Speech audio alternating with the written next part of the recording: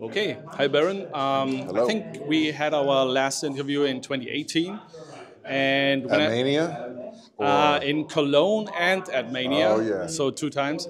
And I was very happy to have you again after 6 years because you are one of these guys where I thought you play most of the time you play the bad guy on TV, Yeah. but you are a very nice person in real life for me. And I wanted to ask you if you hear that question a lot, that you are very different from being on TV. Yeah, absolutely. I mean, people, I think after having a conversation with me, they find out about the food or the whiskey or the music or those things. They're like, oh man, you're just a dude we can have a conversation with. It's pretty cool. And then they say, how's it so different from being in the ring and competing? We see you as, a bad guy who torments and tortures people. And I just say, put some money on the table. If that's what it comes down to, put some money on the table between you and me, and the attitude changes. So as long Yeah. as there's no, like a threat there, um, I can be pretty laid back, pretty cool just to hang with. Yeah.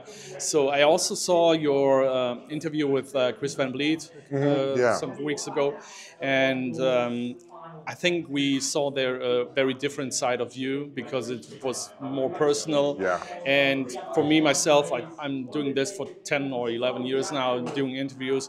I did a lot, but I'm somehow, let's say, annoyed to ask the same questions every time. So that's why I wanted to ask you, what are topics where you want to talk about more, and what do you want to talk about less? For me, I'm pretty open to any questions because I want people to understand, the life of a WWE superstar. If it's questions about the road, if it's travel, or if it's in-ring stuff, but then also us as people, because all of us are pretty unique individuals. I think that's what makes WWE so special is there's so many different personalities and unique individuals with different backgrounds and different upbringings.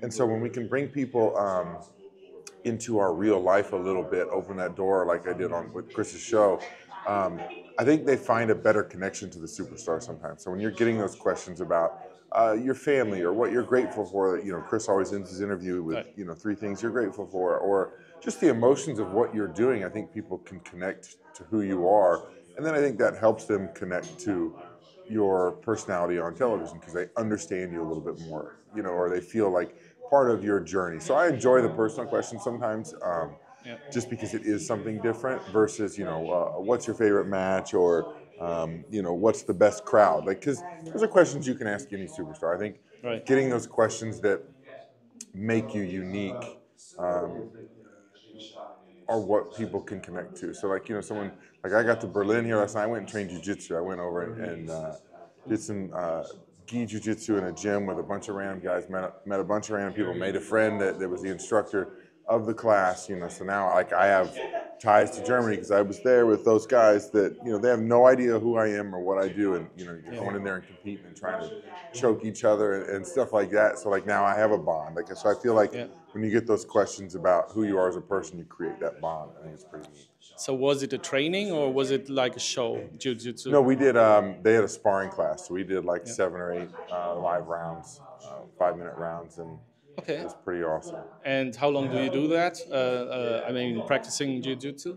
I started in like 2009 and did it for a couple of years. Got my blue belt, and then I stopped when I stopped playing American football, and I moved to WWE. I wanted to focus 100% on WWE and becoming the best superstar that I could. And then about a year ago, I got back into jiu-jitsu and doing some competing outside Yeah. of WWE. So that's been pretty fun. Got some gold medals, and Wow. just trying to keep that Yeah. training and that drive on high at all times.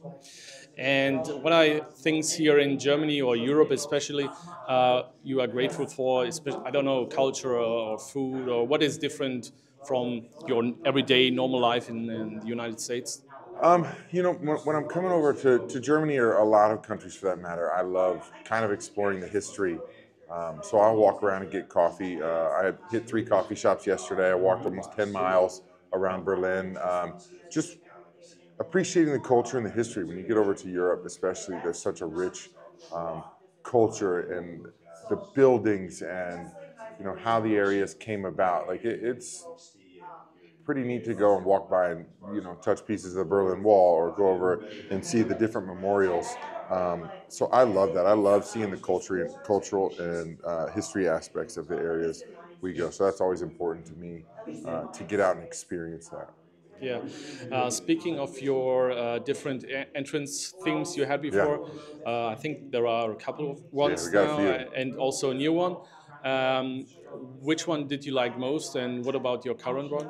I absolutely love my current one. I got to be a part of kind of putting it together, and with Neil, who's the head of our music, he's incredible with what he does and his teams create. So I got to send him examples of bands that I wanted it to sound like. Like I was sending them tracks from the Hue, like it's like a Viking metal. I don't even know. It's just so awesome. And so he's taken aspects of that, and then we're like, all right, well, what do we want the lyrics to stand for? What do we want the singer's voice to stand like or sound like?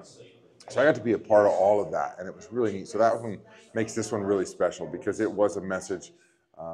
Going back to NXT, it was burn the ships. It was like, let's start over. Let's build from ground zero and get back to where I want to be in the main event picture. So that song kind of represents that, which I absolutely love. But I still also love the End of Days theme with Tommy Vex singing. Um, and that one's pretty neat to walk out so many times too. So they've all been pretty awesome to me, but I'm loving my new one the most right now just because that's the message I'm trying to send. It's we've abandoned everything we used to be and we're moving to the future. Yeah. One last question. I saw that you are collecting watches. Yes. What is your I name? don't have a good one on this morning because Yeah. I was tracking my steps. I'm trying to really lean out and I'm dieting extremely hard. I'm trying to get 12,000 steps a day. So right now, this is my trusty watch right now for travel. But I even thought when I was leaving the house, I was like, oh, what watches should I bring? And I'm like, well, I'm going to be tracking steps and exercising, so I have to wear this one. But is it more for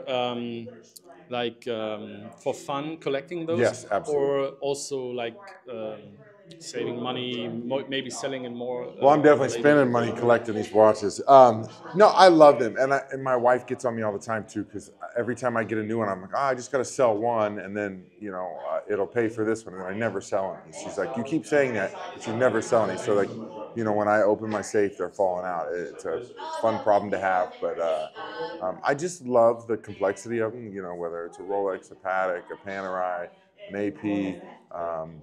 All of those have just this sense of art to me. So that's the main reason I like to collect them. Yeah, perfect. Thank you very Yes, much. thank you. And yeah, the best of you Appreciate it. to you. Thank you.